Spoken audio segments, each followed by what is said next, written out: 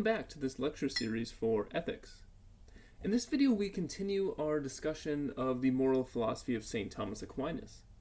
And thus far we have seen Aquinas give us this overall picture of what the final ultimate good is for human beings.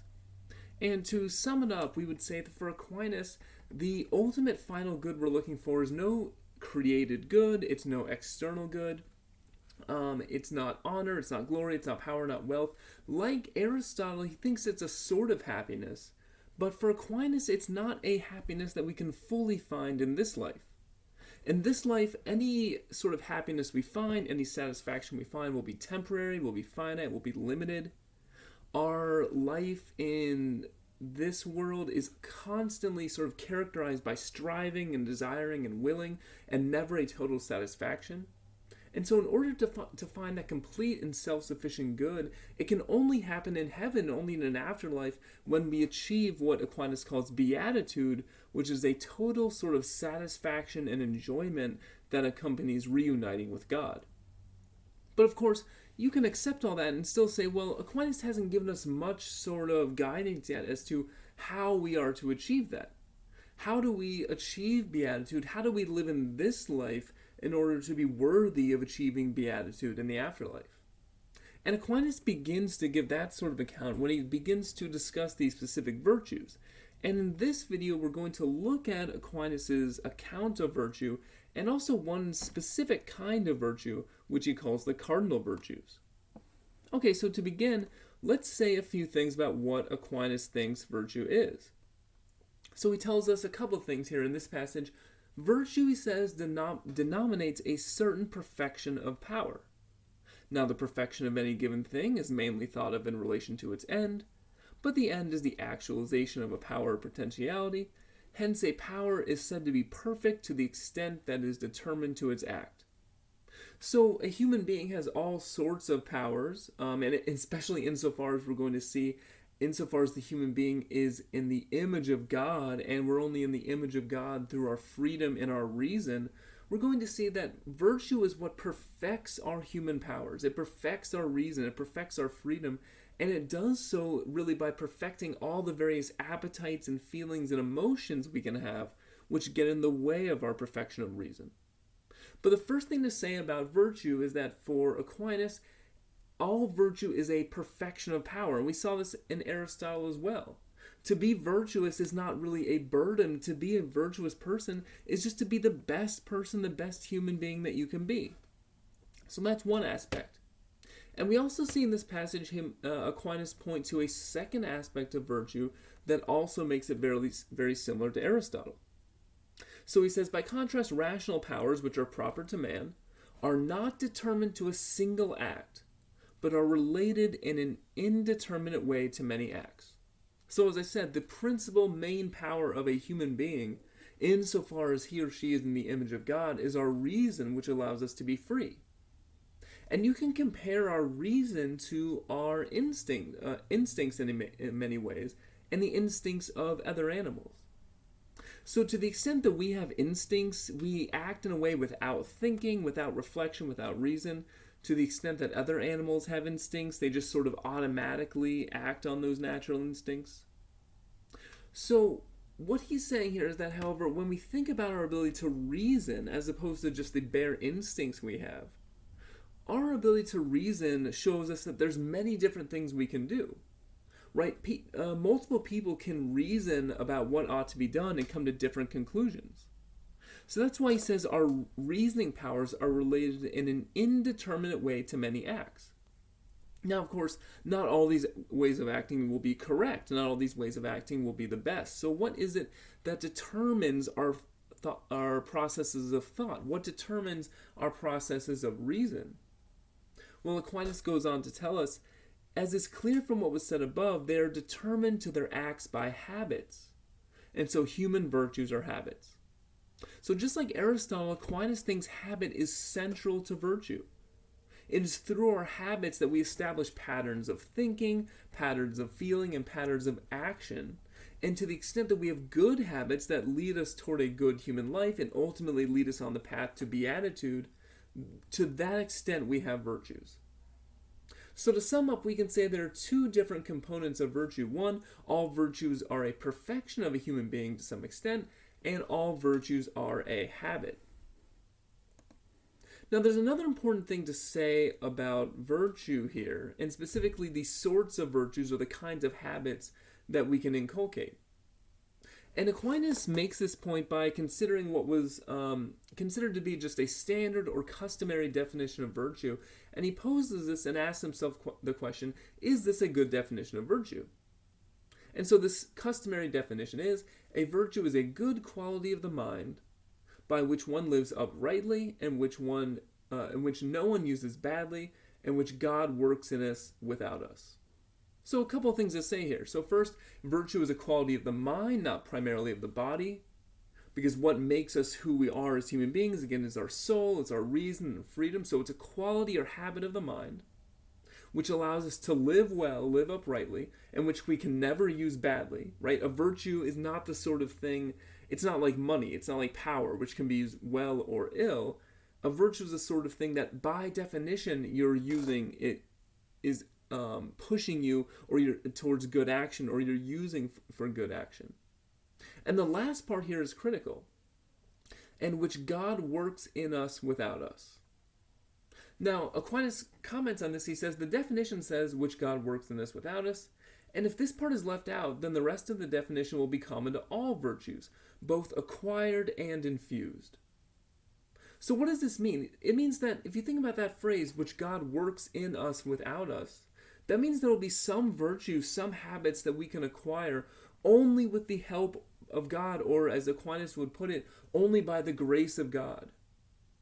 There are some virtues that we cannot attain by ourselves, and we need God's help, we need God's grace, we need God's assistance. But there'll be other virtues which we can, as human beings, attain by our own effort. And that's why he says if we leave that part out, it'll apply to all virtues. And so this idea is the basis for Aquinas' distinction between acquired virtues and infused virtues. The acquired virtues are the sorts of virtues we can develop for ourselves. They're the sorts of virtues which we can develop through training and habit and effort. They're really the sorts of virtues that Aristotle was talking about. And then we have the infused virtues, the kind of qualities that we need to live well and the qualities we need to achieve beatitude, but a human being cannot do alone. For Aristotle, as a pagan, as a pre-Christian philosopher, not working specifically really within a religious context, all virtue is a matter of training and habit and effort. And ultimately, all virtue is up to the individual to develop, and for that reason, our happiness is primarily within our control. But for Aquinas, that can't be the case. Our happiness is not entirely within our control, and it's not because, we could have bad luck and we won't be wealthy, or we could have bad luck and we won't have friends or power or influence. It's not because of that. It's not entirely in our control because we need the divine being, we need God to give us the rest of the virtues that we need to live well and achieve our ultimate happiness of beatitude. So we have this distinction, acquired virtue and infused virtue. And this maps on, not quite perfectly, although for our purposes that won't be so important, but it maps on to the further distinction that Aquinas makes between these two categories of virtue, the cardinal virtues and the theological virtues. Now, I would say roughly you can think of the cardinal virtues as more like the acquired virtues, the ones that we get through effort and habit and training, although there will be some exceptions to that, which I'll mention later. And you can think of the theological virtues as those virtues that are infused, that we can only get because God grants them to us. We can only get them through the grace of God. And what are these virtues? The cardinal virtues are said to be prudence, justice, temperance, and fortitude. And the theological virtues are faith, hope, and charity. In this video, we're going to look at the cardinal virtues, and in the next video, we will take a closer look at the theological. Now, the first thing I'll say is, where do these cardinal virtues come from? Well, these are the classic virtues which you can find in the ancient Greek philosophers, the pagan writers and thinkers, right? They were just the classic virtues of Greek antiquity. And so for just one example of this, we can go to for instance, the ancient Greek philosopher Plato, in his most famous work, The Republic, where in this brief passage he's describing what qualities the perfect city would have. And Plato has Socrates say in The Republic, clearly then, this perfect city would be wise, courageous, temperate, and just. And so the wording here is a little different, right? So Plato uses wisdom, Aquinas talks about prudence, Plato talks about courage, Aquinas talks about fortitude, and then they both have temperance and justice. But the idea is that Aquinas didn't get these 4 cardinal virtues from nowhere. It didn't just sort of make them up. These are the classic, commonly held virtues of classical antiquity and ancient Greek philosophy. And for Aquinas, they form 1/2 of the virtues that a human being needs to live a good human life, to achieve beatitude, and ultimately to perfect a human being's powers. So after identifying the 4 cardinal virtues as prudence, justice, temperance, and fortitude, Aquinas goes on to tell us how these work together in a system, and specifically how they contribute to the perfection of our powers as a human being. Now, I've said so far that the principal power of a human being is reason, which allows us to be free, so we would expect that the main purpose of these virtues is to perfect our reason. And in fact, that is precisely what Aquinas says. He says, the formal principle of virtue, about which we are now talking, is the good of reason, which can be thought of in 2 ways. Okay, so we have this good of reason, that is what the virtues are perfecting, and he suggests that there's 2 different respects in which they do this. First, the virtues affect a perfection or good of our reason insofar as reason is considered in itself, and insofar as reason is applied to something else. So what does this distinction mean? It's just the difference between saying, well, you can think of reason or as a process of thought. So you might say, well, is your method, is your process of thought, is the way you're thinking about things correct or not? And then you can also ask the question, okay, well, even if your way of thinking about things, if your process of thought is good, are you correctly applying that reason to any given topic? And that's the distinction that Aquinas has here. The very thought process of self, the process of reasoning itself, and how we apply that reason to do specific things. And he says each of the cardinal virtues will fall under one or the other of these categories. So first, let's talk about prudence. Prudence is actually the only virtue which we need, which the purpose of prudence is to perfect our reason as it is considered in itself, to perfect our process of reasoning. And later in the Summa Theologica, he gives a little further explanation about how prudence does this. So he says, in the genus of human acts, the highest cause is the end that is common to the whole of human life. And this is the end that prudence looks to. So first, prudence is a virtue which gives you the sort of theoretical and really practical wisdom that you need to live well. So given that the end of life is happiness or beatitude, in order to get there, in order to get to that goal, you need to have just some wisdom about how you ought to live. You need to have a general sense of being able to see a given situation and say, this is what this situation demands. And that is precisely what prudence does. He tells us, so one who reasons well with respect to living a whole life is said to be prudent, absolutely speaking. So if you're the sort of person who knows what the most important things are, if you're the sort of person who knows how to best achieve those most important things, and you're the sort of person who can have the self-control necessary to not go astray as you seek true perfection, happiness, and beatitude, then you are someone with prudence. And he emphasizes that really another way to say this is that prudence is wisdom in human affairs. But not wisdom absolutely, right? Absolute wisdom would be something like the omniscience or the intellect of God. But prudence is just that ability you need for wisdom and it's sort of practical experience you need to properly think about how you should act, how you should treat others, and the sort of goods that you should pursue. Okay, so we have this virtue, prudence. Its role is to perfect our process of reasoning. The other cardinal virtues, they are meant to perfect the way we apply reason to some specific topic or some specific, really a better way to say it, some specific aspect of our lives. And when we are applying reason to something else, Aquinas tells us we can either be applying our reason to an action, to how we're acting, or we can be applying reason to our passions or our emotions or how we're feeling. So first, let's consider reason as it is applied to action. And the first thing to think about is, think about a time when you did an act that you said was unreasonable or it was irrational, or you said, I know my reason, my conscience is telling me to do one thing, but now I'm tempted to do something else. Right? You're tempted to tell a lie that you think you can get away with. You're tempted to steal something that you think no one will catch you if you end up doing it. And this is the sort of thing that Aquinas has in mind. He says, if we apply our reason to how we act, our reason is going to tell us there are certain ways we need to act that are equitable, that are fair, that take into account the interests of others. And he says, if you are properly applying your reason and listening to reason in the way you are acting, then you have the virtue of justice.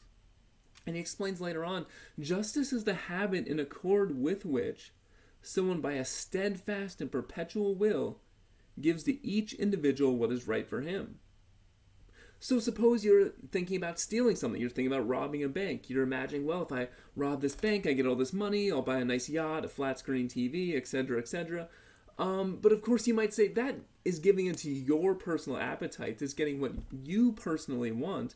But what about the other people who own that money? What about the other people you should be thinking about and treating fairly? This would be a classic case of injustice, where you're allowing, instead of following your reason and applying it properly to the way you're acting, you're giving into temptation, you're giving into your immediate desire, and in fact not following reason. And of course, if it just is our reason which makes us who we truly are as human beings and explains why we are made in the image of God, then to not be just, to not listen to reason and how you act, just is to forsake your fundamental human nature. It's to give in to the desires and appetites which are improperly ordered, instead of acting in the way that your reason and conscience dictates that you should. So justice, which tells us to not lie, tells us to not steal, tells us to not cheat and deceive other people, this is a virtue which we get through the proper application of our reason to the way we act. But it's not just the way we act, Aquinas tells us, that we also need to apply our reason properly to. You notice he also says that we can also apply our reason to how we feel, or our appetites, our passions, our emotions. And what Aquinas notices, which I think is really insightful about the human being and about human nature, is that we have certain appetites, we have certain emotions and feelings that consistently lead us astray, and lead us astray in predictable ways that you'll all be able to relate with. And specifically identifies these two different appetites. So one of them is called the concupiscible appetite, not an easy word to say, but the concupiscible appetite. And this is the appetite or the desire, another way to think about it, that we have that impels us towards something that's contrary to reason. So when you've had one slice of cake, for instance, and you really want another one, but your reason is telling you, your mind is telling you, you really should stop, but you very much want another one, that is this appetite impelling you to do something that you know is unreasonable. And so for that reason, there is a virtue associated with controlling those appetites. And this virtue is temperance. You'll remember that when we talked about Aristotle's ethics, we saw that temperance was a virtue that controlled your ability to pursue pleasure in the right way. And Aquinas says something similar. We have this appetite, this concupiscible appetite, that causes us to pursue pleasures that we know are bad for us or irrational. And temperance is the virtue that allows us to pursue those things in the right way. So Aquinas says, look, sensible and bodily goods considered in their species are not in opposition to reason. So he's not saying you can never enjoy bodily goods and pleasures, but are subject to it as instruments which reason employs in order to attain its proper end. So you can pursue these pleasures, but they need to be controlled and guided by reason to help you live a proper life. And so he says, hence temperance is properly about the pleasures of meat and drink and sexual pleasures. Now, these pleasures result from sense of touch, so temperance is really about controlling the pleasures that you pursue through your sense of touch. Temperance is about not eating too much, not drinking too much, not being overly concerned with pursuit of sexual pleasure. It's about controlling those appetites and those desires for that immediate pleasure that you want in the moment, but you know that your reason is telling you you ought not to pursue. So that's 3 of the 4 virtues, right? We've seen prudence, we've seen justice and temperance, but what about fortitude? The final virtue, the final cardinal virtue, fortitude, is the correction of our irascible appetite. So whereas the concupiscible appetite is the one that makes you want something that you know is bad for you, the irascible appetite holds you back from what reason dictates. So there's something that you should do. There's something that an action you should perform, but out of fear, out of uncertainty, out of not wanting to feel the pain that is associated with doing that action, you are led by this appetite to be passive and not perform it. And so here we can think, well, a classic example, on the battlefield, let's say there's some danger that you need to face, but you shirk away from it. Let's say your friend says something offensive or does something wrong. You know you need to stand up to them, but the pain, the discomfort associated with doing so holds you back. This, Aquinas would say, is your irascible appetite acting on you and acting upon you in a healthy way. Because it is important to face our fears. It is important to face danger, right? If there's a valuable career opportunity, for instance, that you're thinking about pursuing, but you're afraid that you might fail, you have fear that you're not going to be sufficiently good or up to the task, and so you just are passive and never pursue that opportunity. That's your irascible appetite holding you back from what you know you should do. So what is the cure?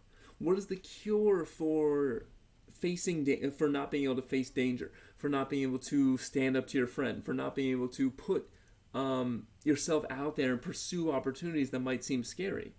It's a certain sort of toughness. It's a certain sort of courage, which in the classical view of the cardinal virtues is called fortitude.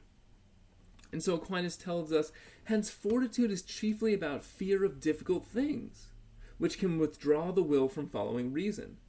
And it behooves one not only to firmly bear the assault of these difficulties by restraining fear, but also moderately to withstand them.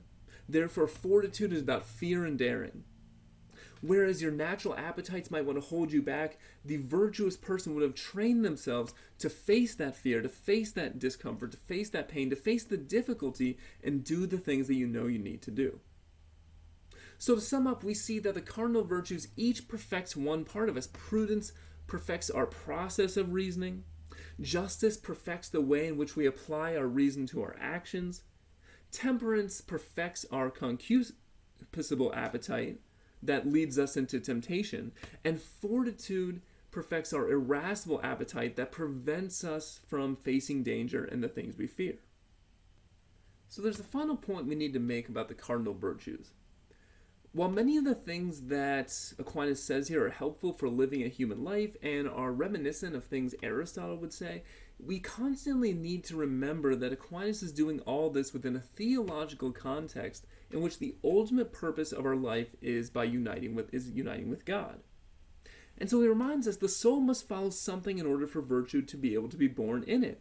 And this something is God. If we follow God, we live well. And I think that's a crucial statement by Aquinas. Because it means, look, I think anyone could agree, Christian or not, religious or not, that much of the advice that Aquinas gives here is good for living a good life, controlling your appetites, controlling your actions, being wise and prudent. No one would really disagree with that, or at least anyone who's had some experience in life. But for Aquinas, it can't be enough for a virtue to be good. It can't be enough that it just allows you to succeed or live well now. For a virtue to be something worth pursuing, it must also have a broader sort of trajectory where it is moving you toward beatitude and being united with God once again. And this is why he constructs this sort of hierarchy of cardinal virtues. In fact, there are different types of cardinal virtue, and he has this hierarchy. So at the bottom, we have what's called political or human virtues. And you shouldn't get really too caught up on the word political. He's not really talking about like elections or campaigning or something. He just means like the sort of virtues you as a human being in this life need to live effectively with others, right? So political, you could also use the term social if you wanted to. And so up to this point, that's really what we've been discussing. What are the virtues you need to live an effective human life with others? But then he says all these four cardinal virtues, prudence, temperance, fortitude, and justice, all these cardinal virtues have a form of them which is moving us toward union with God. There's the purifying forms of the virtues, then there's what he calls the virtues of a purified mind, and finally the exemplary or divine virtues. So the forms of these virtues that allow you to succeed and live well in life right now is really just the tip of the iceberg.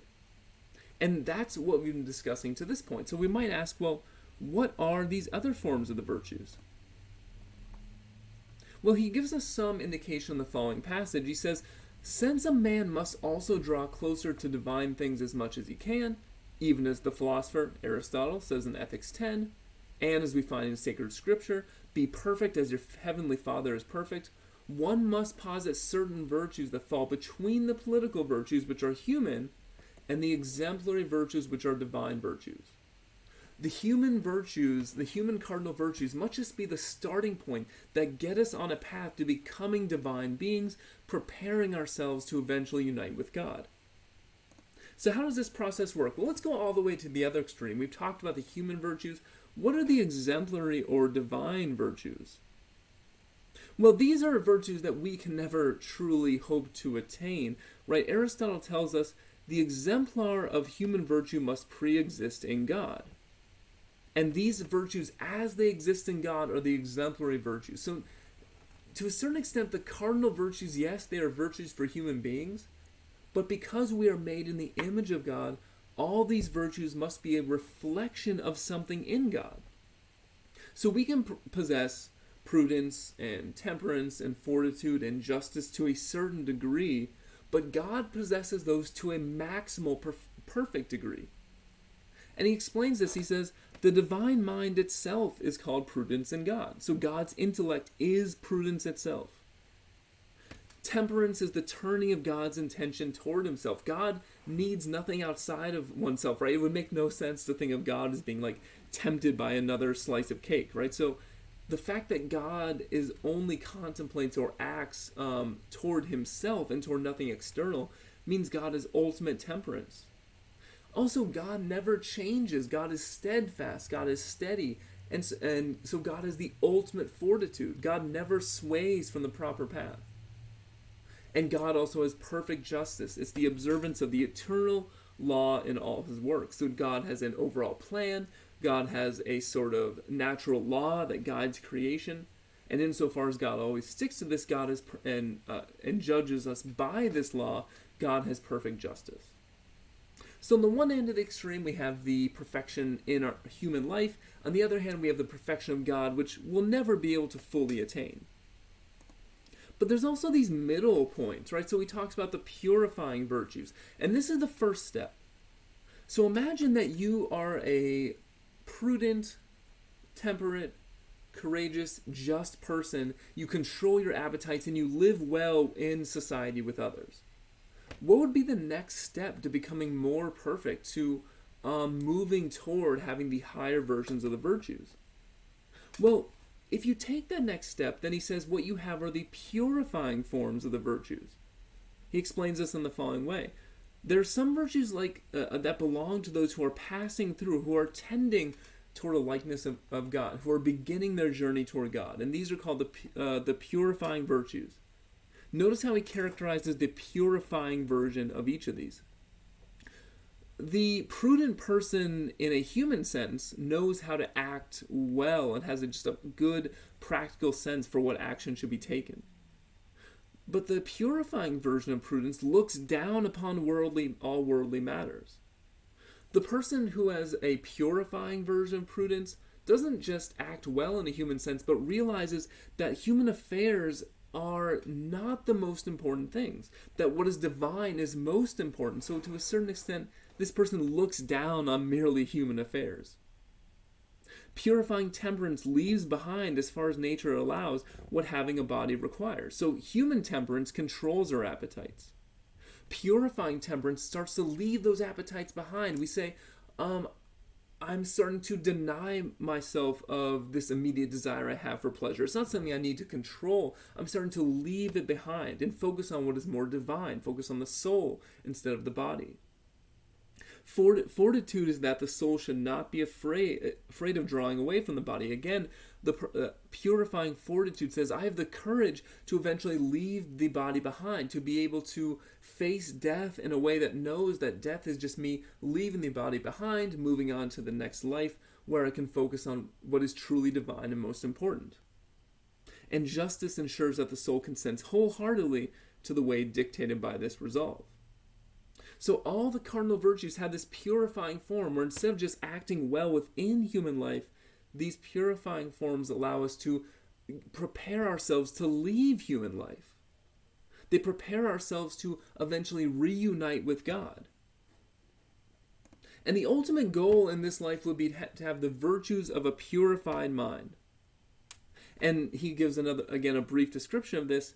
These are the virtues of a now purified mind. Prudence, the person with purified prudence thinks only about divine things. Temperance is completely oblivious to earthly desires. Fortitude does not even know about the passions. They don't have any pull on us. And by imitating God's mind, justice is united with it by an everlasting covenant. Now, who has the virtues of a purified mind? Well, one individual would be the person who has attained beatitude and is one of the blessed individuals in heaven. But he also says there might be individuals in this life who have spent their entire life sort of purifying themselves of the bodily appetites.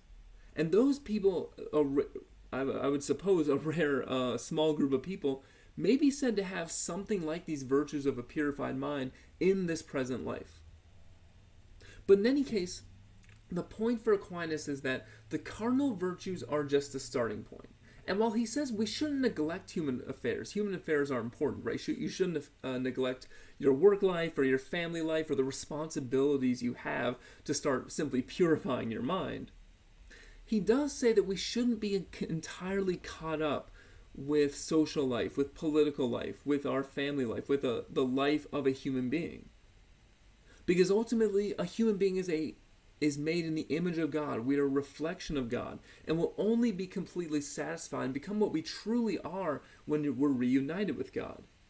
And so to do that, we cannot solely focus on human affairs. We must also take steps to inculcate these virtues in a way that purifies us and prepares us to leave this life and finally reunite with God in heaven. Okay, so I will cut this video there. In the next video, we'll take a look at the theological virtues. Thank you as always for listening, and I will see you next time.